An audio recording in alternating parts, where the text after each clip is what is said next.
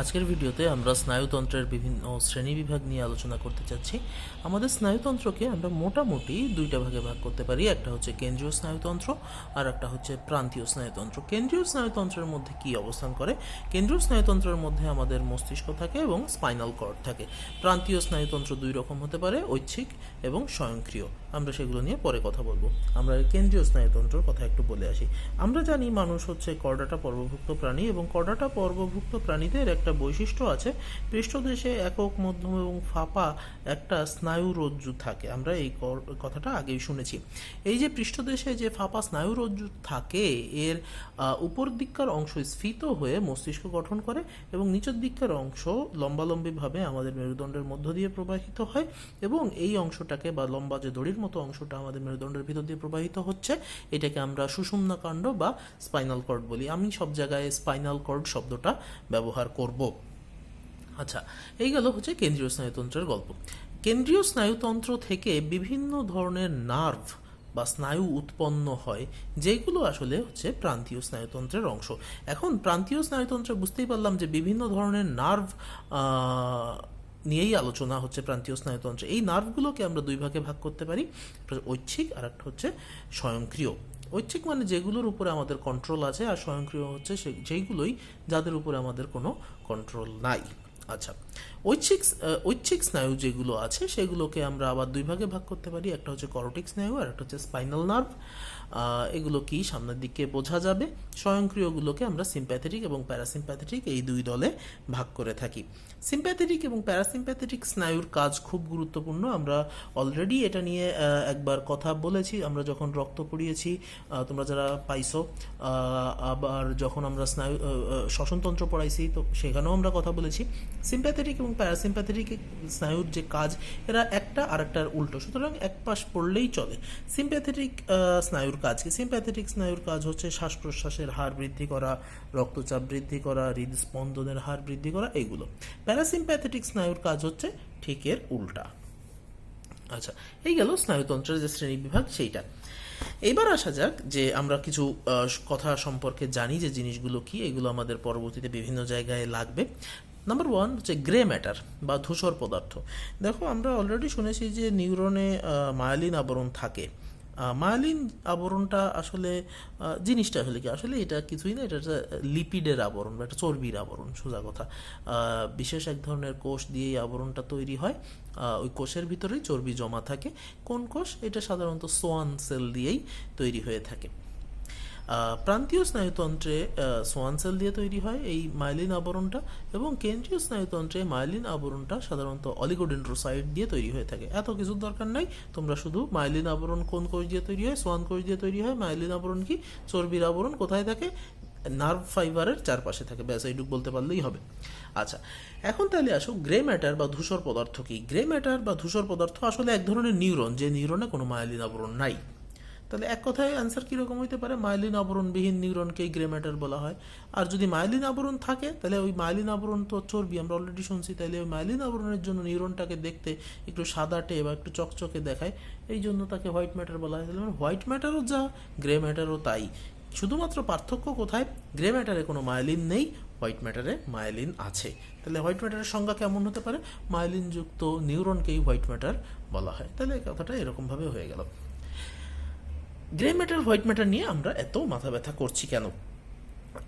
আমাদের কেন্দ্রীয় স্নায়ুতন্ত্রের দুইটা অংশ অলরেডি আমরা শুনেছি, একটা হচ্ছে ব্রেন আর একটা হচ্ছে স্পাইনাল কর্ড। এই দুইটার বাইরের দিককার অংশ এক ধরনের ম্যাটার দিয়ে তৈরি, ভেতর দিককার অংশ আর এক ধরনের ম্যাটার দিয়ে তৈরি। আমরা যদি বলি যে ব্রেনের ক্ষেত্রে ব্যাপারটা কীরকম, ব্রেনের বাইরের দিক হচ্ছে গ্রে ম্যাটার বা ধূসর পদার্থ দিয়ে তৈরি, এবং ভেতর দিককার অংশ হচ্ছে হোয়াইট ম্যাটার বা সাদা অংশ দিয়ে তৈরি।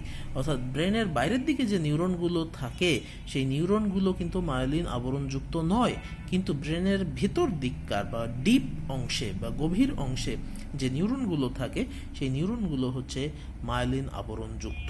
আমরা সহজে মনে রাখার জন্য মস্তিষ্কের জন্য একটা কথা বলি যে বধূ ভিসা, বাইরের দিকে ধূসর, ভেতর দিকে সাদা। তাহলে এটা মস্তিষ্কের জন্য এই গল্পটা হয়ে গেল। কিন্তু স্পাইনাল কর্ডে নিউরনগুলোর অবস্থান কিন্তু এর ঠিক উল্টা। স্পাইনাল কর্ডের বাইরের দিকে হোয়াইট ম্যাটার থাকে, ভেতর দিকে থাকে গ্রে ম্যাটার। তাহলে এই কথাটা অবশ্যই একটু মনে রাখতে হবে। আমি এখানে একটা ডায়াগ্রামের মতো দেখাইছি, এটা আসলে আমি বোঝানোর জন্যই দেখাই স্টুডেন্টদের। আমাদের মাথার ভিতরে মস্তিষ্ক আটকানো থাকে, সহজ করে বললে করটিকার ভিতরে মস্তিষ্ক আটকানো থাকে। ব্যাপারটা কীরকম, এই যে হচ্ছে করটির যে অস্থি, আমরা এখানে দাগ দিয়ে দেখাইছি কালো রঙের, এটা হচ্ছে করটির অস্থি, এটা হচ্ছে এটা ব্রেন, এটা ডায়াগ্রাম আঁকানো। ব্রেনের একদম নিচ দিয়ে মেডুলা অবলঙ্গটা একটা লম্বা দড়ির মতো হয়ে নেমে আসে, যেটাই হচ্ছে স্পাইনাল কর্ড। এটা হচ্ছে আমাদের মেরুদণ্ডের ভিতরে ঢুকে যায়। মেরুদণ্ডের ভিতরে ভার্টিব্রাল ক্যানাল আছে। অলরেডি আমরা সপ্তম অধ্যায়ে ভার্টিব্রাল ক্যানাল কী বা কীভাবে গঠিত হয় সেটা নিয়ে আলোচনা করেছি। তাহলে ব্রেনের থেকে এই যে স্পাইনাল কর্ডটা নেমে আসলো, এইটা হচ্ছে আমাদের মেরুদণ্ডের ভিতরে স্পাইনাল ক্যানালের ভিতর দিয়ে প্রবাহিত হতে থাকবে। করটির যে অস্থি বুঝলাম, ব্রেন বুঝলাম, এর মাঝখানে কিছু মেমব্রেন থাকে বা কিছু আবরণী থাকে। এই আবরণীগুলোকে বলা হয় মেনিনজেস। আমাদের ব্রেন এবং আমাদের স্পাইনাল কর্ড যে আবরণ দিয়ে আবৃত থাকে তাকে আমরা মেনিনজেস বলে ডেকে থাকি। মেনিনজেস আসলে একক কোনো আবরণ নয়, এর 3টা স্তর আছে। আমরা বলি একদম বাইরের দিকে যে স্তরটা থাকে, এখানে দেখো আমি ডি দিয়ে লিখেছি, এটাকে বলা হয় ডুরা ম্যাটার। তার নিচে যেটা থাকে সেটা হচ্ছে অ্যারাকিনয়েড ম্যাটার। একদম নিচে যেটা থাকে সেটা হচ্ছে পায়া ম্যাটার। বিভিন্ন সময় কোশ্চেনটা ঘুরায় ফিরায় করা হয়, বলা হয় যে করটির অস্থি সংলগ্ন মেনিনজেসের স্তর কোনটা? অবশ্যই ডুরা ম্যাটার। মস্তিষ্কের নিউরন সংলগ্ন মেনিনজেসের স্তর কোনটা? পায়া ম্যাটার। মেনিনজেসের কোন স্তরটি মস্তিষ্কের সাথে সাথে লেগে থাকে? পায়া ম্যাটার। ব্যাপারটা এরকমভাবে অনেক সময় কোশ্চেন করা হয়। এই 3টা লেয়ার মিলেই যে গঠনটা তৈরি করে তাকে মেনিনজেস বলা হয়। আসলে মেনিনজেস আসলে 3 স্তর বিশিষ্ট, এরকমভাবেও কথাটা বলা যেতে পারে। মেনিনজেসে যখন কোনো প্রদাহ হয় তখন সেই প্রদাহকে মেনিনজাইটিস বলা হয়। আমরা আগেই শুনেছি যে কোনো অঙ্গের প্রদাহ যদি আমরা বলতে চাই তাহলে ওই অঙ্গের নাম বলতে হয় এবং তার শেষে আইটিস যোগ করতে হয়। মেনিনজাইটিস একটা খুব খারাপ রোগ, এটা অনেক সময় প্রাণঘাতীয় হতে পারে। আচ্ছা, আমরা বললাম যে মেনিনজেস আসলে 3 স্তর বিশিষ্ট, তাদের নামগুলো জানলাম। এই স্তরগুলোর মাঝখানে মাঝখানে কি থাকে দেখো। ডুরা ম্যাটার যেটা, এটা তো উপরের দিকে একদম করটির যে বোনস বা অস্থি তার সাথে লেগে থাকে। ডুরা ম্যাটারের নিচের দিকে যে সামান্য একটু স্পেস এখানে দেখতে পাচ্ছ, এটাকে বলা হয় সাবডুরাল স্পেস। এটাকে বলা হয় সাবডুরাল স্পেস। এই সাবডুরাল স্পেসে কিছু রক্তনালী থাকে। গেল, তারপরে হচ্ছে অ্যারাকিনয়েড ম্যাটার। অ্যারাকিনয়েড ম্যাটারের নিচে এই যে স্পেস দেখতে পাচ্ছ, এই স্পেসটাকে বলা হয় সাব অ্যারাকিনয়েড স্পেস। এই সাব অ্যারাকিনয়েড স্পেসে সিএসএফ অবস্থান করে। সিএসএফ কি? সিএসএফ হচ্ছে এক ধরনের তরল পদার্থ। এর পূর্ণ নাম হচ্ছে সেরিব্রোস্পাইনাল ফ্লুইড। এই সেরিব্রোস্পাইনাল ফ্লুইড থাকার কারণে কি হয়, এইটা আসলে আমাদের মস্তিষ্কের চারপাশে একটা কুশনের মতো কাজ করে। কুশন মানে কি, আমরা অনেক সময় সোফায় বসার সময় পিঠের দিকে ছোট্ট একটা বালিশের মতন দিয়ে বসি না, যাতে আমাদের বসতে একটু আরাম লাগে। ব্যাপারটা এরকম, ওইটাকেই কুশন বলা হয়। এই সেরিব্রোস্পাইনাল ফ্লুইড যদি না থাকতো তাহলে কি হইতো? সেরিব্রোস্পাইনাল ফ্লুইড যদি না থাকতো তাহলে আমরা যখন মাথা নাড়াচড়া করি বা দৌড়াদৌড়ি করি তখন আমাদের ব্রেন এই যে অস্থি, করটির যে অস্থি, এর সঙ্গে সরাসরি সংঘর্ষে লিপ্ত হতে পারতো, কিন্তু তা হয় না, কারণ এখানে সেরিব্রোস্পাইনাল ফ্লুইড থাকে। এইটা ব্রেনকে আসলে চারপাশ দিয়ে প্রোটেক্ট করে। 2 নম্বর কাজ হচ্ছে সিএসএফ এর, যে সিএসএফ এর ভিতরে কিছু শ্বেত রক্তকণিকা থাকে। সব ধরনের শ্বেত রক্তকণিকা কিন্তু সিএসএফ এর ভিতরে থাকে না। এখানে নর্মালি কিছু লিম্ফোসাইট আমরা দেখতে পাই, যেটা আসলে জীবাণুর বিরুদ্ধেও একটা কাজ বা একটা প্রতিরোধ ব্যবস্থা গড়ে তোলে। সিএসএফ এর আরেকটা কাজ হচ্ছে যে নিউরন বা আমাদের কেন্দ্রীয় স্নায়ুতন্ত্রের যে অংশগুলো আছে, যে কোষগুলো আছে, তাদের পুষ্টি বিধান করা। আরেকটা কাজও কিন্তু সিএসএফ করে থাকে। বিভিন্ন ওয়েস্ট ম্যাটেরিয়াল বা বর্জ্য গ্যাস যেগুলো আছে, যেমন ধরো কার্বন ডাইঅক্সাইড, নাইট্রোজেন বা বিভিন্ন বর্জ্য পদার্থ, সেগুলো কিন্তু সিএসএফ বের করে দিতে সহায়তা করে থাকে। আচ্ছা, মেনিনজেস কোথায় থাকে? ব্রেনের চারপাশে থাকে, তো বুঝতে পারলাম। শুধু কি ব্রেনের চারপাশে থাকে? না, মেনিনজেস আসলে ব্রেন এবং স্পাইনাল কর্ড এগুলোর সব কিছুরই চারপাশে অবস্থান করে থাকে। আচ্ছা, সিএসএফ নিয়ে কথা হচ্ছিল। সিএসএফ স্যার উৎপন্ন হয় কোথার থেকে?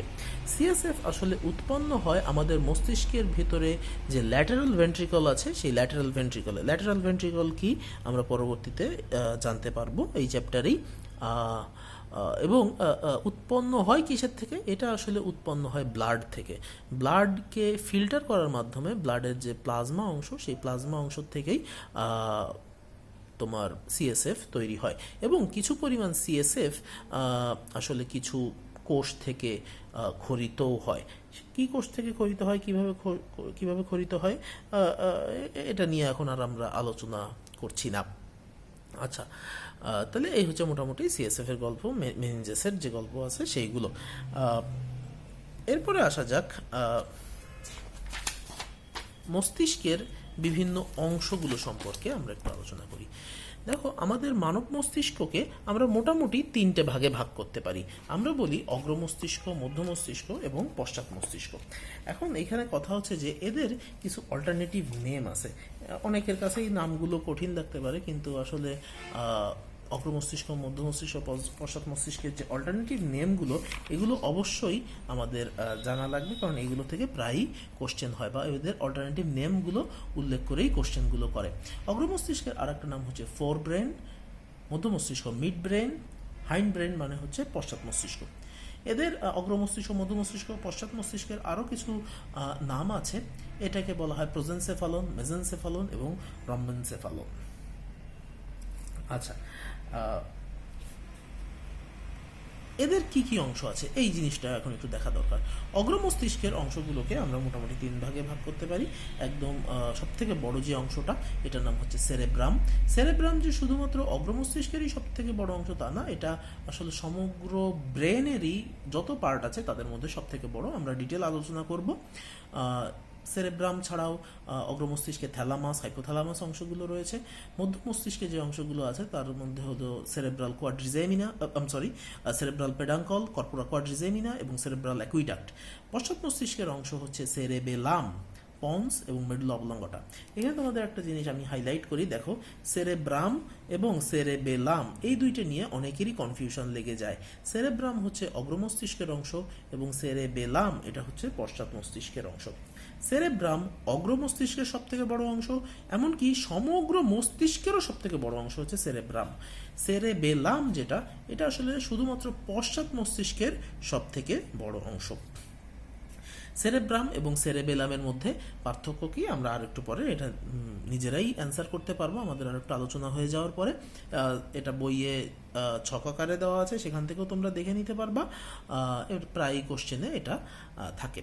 এবার আমরা মস্তিষ্কের বিভিন্ন যে অংশগুলোর নাম এতক্ষণ ধরে শুনলাম, এদের সম্পর্কে একটু আমাদের জানা দরকার। সেরেব্রাম কি?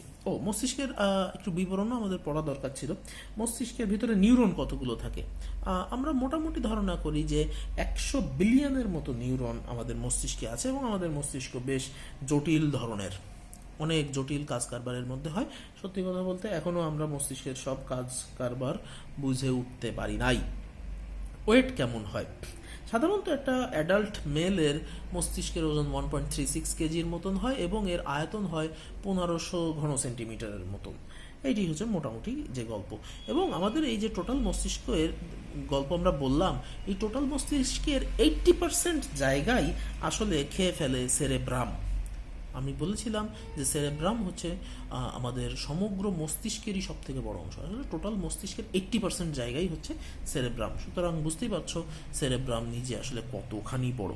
আচ্ছা, আমরা ব্রেনের যেসব ছবি বিভিন্ন জায়গায় দেখি, তাতে আমরা দেখি যে ব্রেনের উপরে কেমন একটু খাঁচকাটা বা মনে হয় যে একটু কুচকানো যে অংশটা আমরা দেখি, এই সম্পূর্ণ অংশটাই হচ্ছে সেরেব্রাম।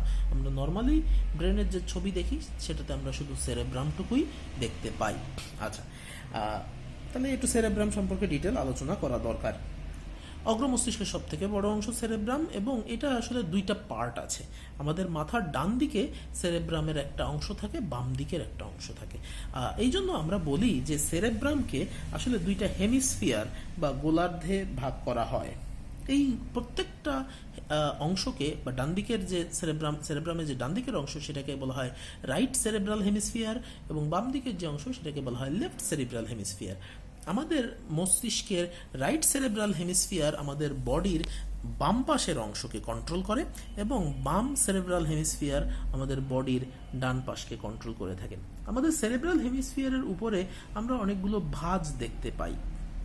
এই যে ভাঁজগুলো আমরা দেখতে পাই, আমি বইয়ে ছবি দিয়ে দেখাই দেব, যে ভাঁজগুলো আমরা সেরেব্রাল হেমিস্ফিয়ারের উপর দেখতে পাই, ভাঁজ হয়ে যাওয়া জায়গাগুলোকে আমরা বলি ফিশার, এবং যে উঁচু জায়গাগুলো সেইগুলোকে আমরা বলি জাইরাস। সেরেব্রাল হেমিস্ফিয়ারকে আমরা অলরেডি বলেছি যে দুইটা সেরেব্রাল হেমিস্ফিয়ার থাকে, right and left cerebral hemisphere. এই যে কি বলে রাইট অ্যান্ড লেফট সেরিব্রাল হেমিস্ফিয়ারের কথা বললাম, এদের মধ্যে কোনো সংযোগ থাকে না, এই প্রশ্ন উঠতে পারে। হ্যাঁ, এদের মধ্যে সংযোগ থাকে কর্পাস ক্যালোসাম নামক একটা জিনিস দিয়ে। তো স্যার কর্পাস ক্যালোসাম কি? কর্পাস ক্যালোসাম কিন্তু যদিও রাইট এবং লেফট সেরিব্রাল হেমিস্ফিয়ারের মধ্যে সংযোগ সাধন করছে, এটা কিন্তু কোনো যোজক কলা নয়, এটা হচ্ছে স্নায়ুতন্তুর একটা ব্যান্ড বা স্নায়ুতন্তুর একটা গুচ্ছ। কর্পাস ক্যালোসাম দিয়ে right and left cerebral hemisphere পরস্পর যুক্ত থাকে। দেখো, ডান পাশের সেরেব্রাল হেমিস্ফিয়ারে 4টা লোব আছে, বাম পাশের সেরেব্রাল হেমিস্ফিয়ারেও কিন্তু 4টা লোব আছে। আসলে ডান পাশেও যা আছে বাম পাশেও তাই আছে, সুতরাং এক পাশ পড়লেই হচ্ছে। প্রত্যেকটা সেরেব্রাল হেমিস্ফিয়ারে যে 4টা লোব থাকে, সেই লোবগুলো কি আমরা অলরেডি সপ্তম অধ্যায়ে করটির বিভিন্ন অস্থি সম্পর্কে পড়েছি। অস্থির নামের সাথে এই লোবগুলোরও নাম আছে। আমাদের কপাল নির্মাণকারী অস্থি কোনটা? আমাদের কপাল নির্মাণকারী অস্থি হচ্ছে ফ্রন্টাল। এই ফ্রন্টাল অস্থির নিচে সেরেব্রাল হেমিস্ফিয়ারের যে লোব অবস্থান করে তাকে আমরা বলি ফ্রন্টাল লোব। ঠিক একই রকমভাবে আরও কী কী লোব আছে? প্যারাইটাল লোব আছে, টেম্পোরাল লোব আছে এবং অক্সিপিটাল লোব আছে। এই যে লোবগুলোর কথা বললাম, এগুলো ওই সংশ্লিষ্ট অস্থির নিচে অবস্থান করে। কোথায় প্যারাইটাল অস্থি আছে, কোথায় টেম্পোরাল অস্থি আছে, আমার মনে হয় এগুলো এখন আর বলার প্রয়োজন হবে না। স্যার এই লোবগুলোর কাজ কি? এই সেরেব্রাল হেমিস্ফিয়ারের যে লোবগুলোর কথা এতক্ষণ ধরে আমরা বললাম, এই লোবগুলো আসলে এক একটা অনুভূতির কেন্দ্র হিসেবে কাজ করে। কীরকম? আমি যদি অক্সিপিটাল লোবের কথা বলি, অক্সিপিটাল লোবে আমাদের দর্শন কেন্দ্র কাজ করে। যদি কোনো কারণে তোমার অক্সিপিটাল লোবে অবস্থিত নিউরনগুলো অকেজো হয়ে যায়, তাহলে তোমার চোখ ভালো আছে, সবই ভালো আছে, তারপরেও তুমি কিন্তু দেখতে পাবে না। আবার আমি এই যে এখন কথা বলছি, এই যে আমি এই যে কথাগুলো বলতেছি, এটা তো আমি ইচ্ছে করে বলতেছি, তাই না? এই কথা বলার উপরে তো আমার নিয়ন্ত্রণ রয়েছে। এই যে আমার ঐচ্ছিক বাচন বা ঐচ্ছিক কথা বলা, এটা নিয়ন্ত্রণ করে কিভাবে, বা এটা নিয়ন্ত্রিত হয় কার দ্বারা? এটা কিন্তু নিয়ন্ত্রিত হয় আমার প্যারাইটাল লোব দ্বারা। প্যারাইটাল লোবের নিউরনগুলোই কিন্তু আমার এই ঐচ্ছিক বাচনকে কন্ট্রোল করে। আবার আমি যখন কোনো কিছুর ঘ্রাণ নিতে যাই, ধরো আমরা একটা ফুলের ঘ্রাণ নিতে যাচ্ছি, আমার মস্তিষ্ক বুঝতে পারে, ও আচ্ছা হ্যাঁ, ফুলে তাহলে সুন্দর একটা সেন্ট আছে। এই যে সেন্টের যে সেন্সেশন বা অনুভূতি, সেই অনুভূতি আমাদের মস্তিষ্কের কোন অংশ ডিটেক্ট করতে পারে? এটা কিন্তু আমাদের ফ্রন্টাল লোব ডিটেক্ট করে থাকে। সুতরাং বুঝতে পারছো যে আমাদের সেরেব্রাল হেমিস্ফিয়ারের যে লোবগুলো আছে, প্রত্যেকটা লোবের এরকম আলাদা আলাদা কাজ আছে। আমরা অলরেডি বলেছি যে সেরেব্রাল হেমিস্ফিয়ারে 4টা লোব থাকে।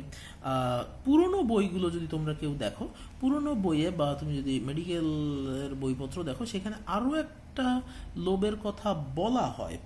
সেটা হচ্ছে এই যে 4টা লোব আছে, এই 4টা লোবের সাথে আরেকটা লোবের কথা বলে, সেটা হচ্ছে লিম্বিক লোব।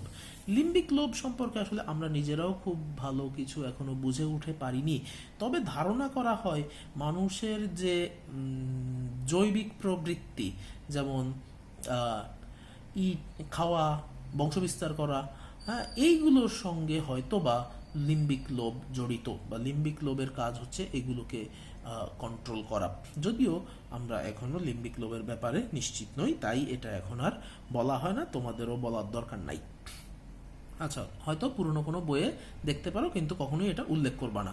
লোব কয়টা? 4টা। প্রত্যেকটা সেরেব্রাল হেমিস্ফিয়ারে 4টা করে লোব আছে, নামগুলো অলরেডি আমরা বলে ফেলেছি, শেষ।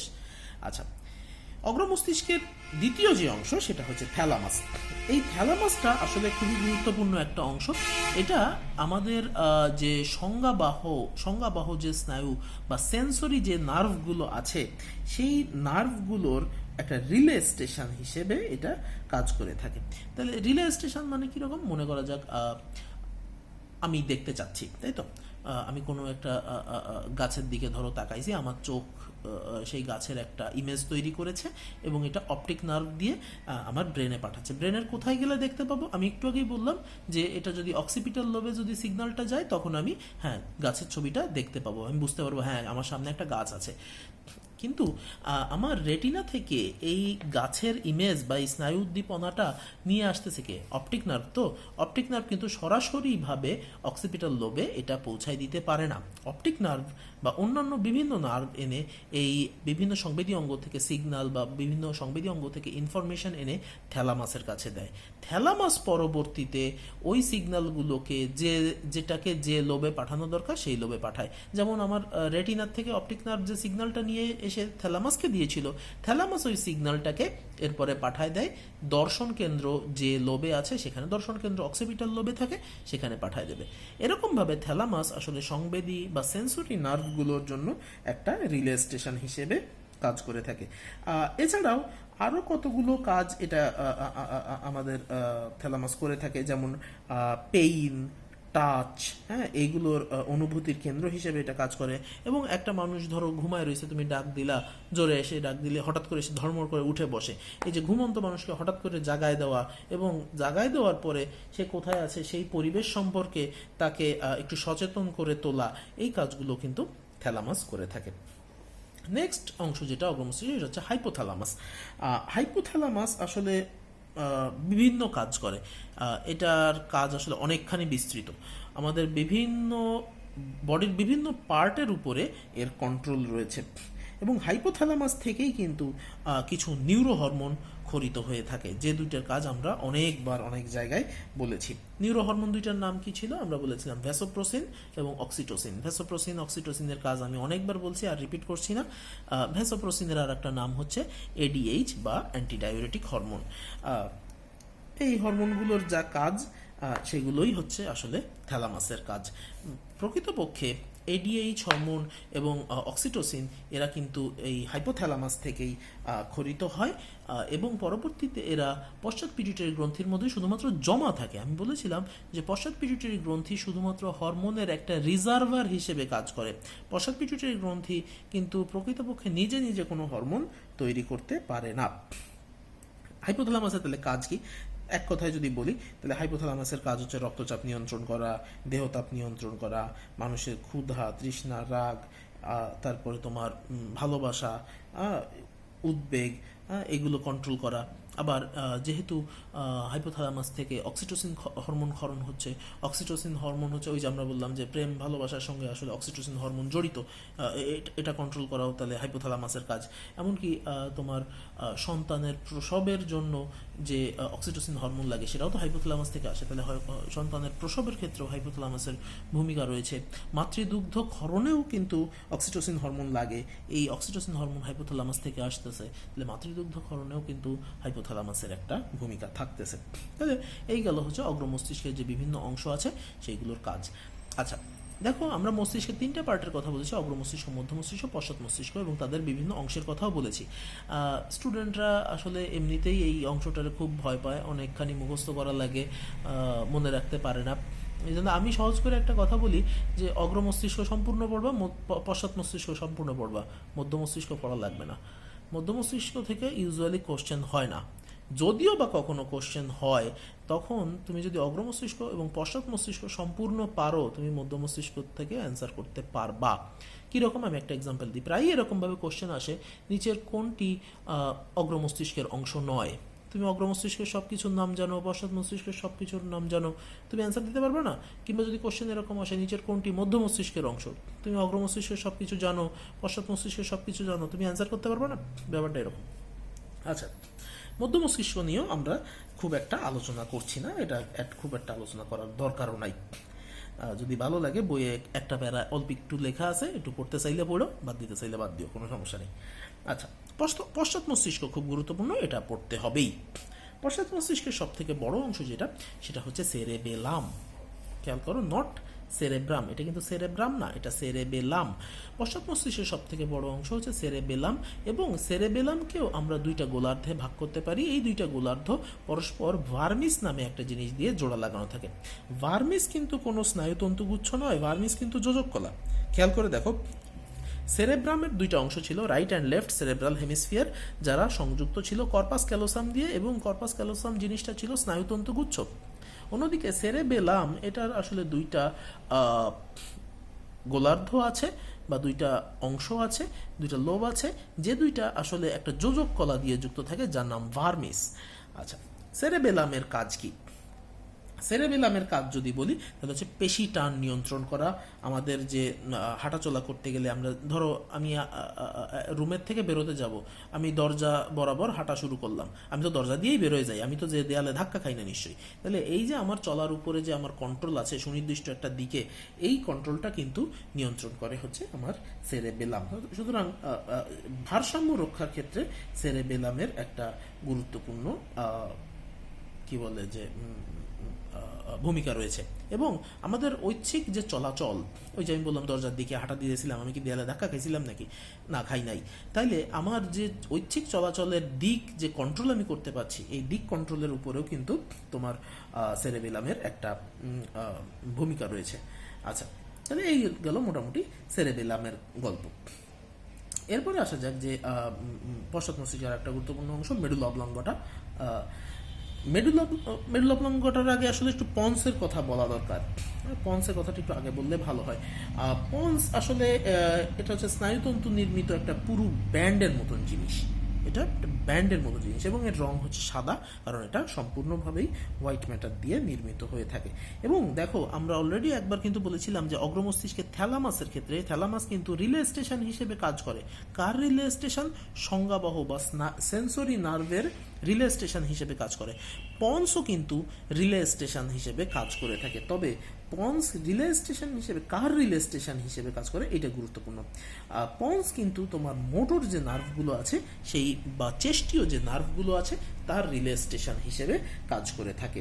এবং পন্সের আরও একটা গুরুত্বপূর্ণ কাজ আছে, এটা কিন্তু তোমার স্পাইনাল কর্ড, যেটা আমরা বলি স্পাইনাল কর্ড এবং অগ্রমস্তিষ্কের মধ্যে বিভিন্ন তথ্যের আদান প্রদানেও রিলে স্টেশনের মতন কাজ করে থাকে।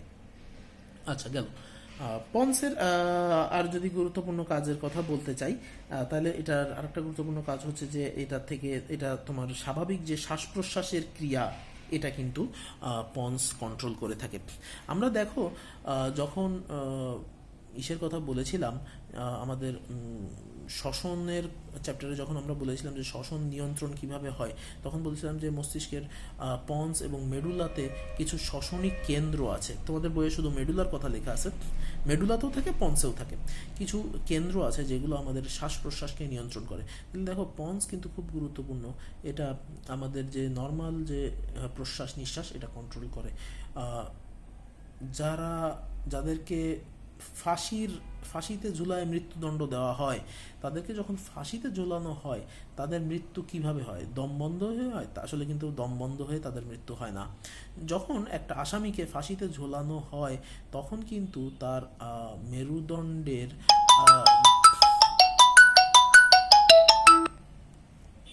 মেরুদণ্ডের একটা অস্থি ভেঙে যায়।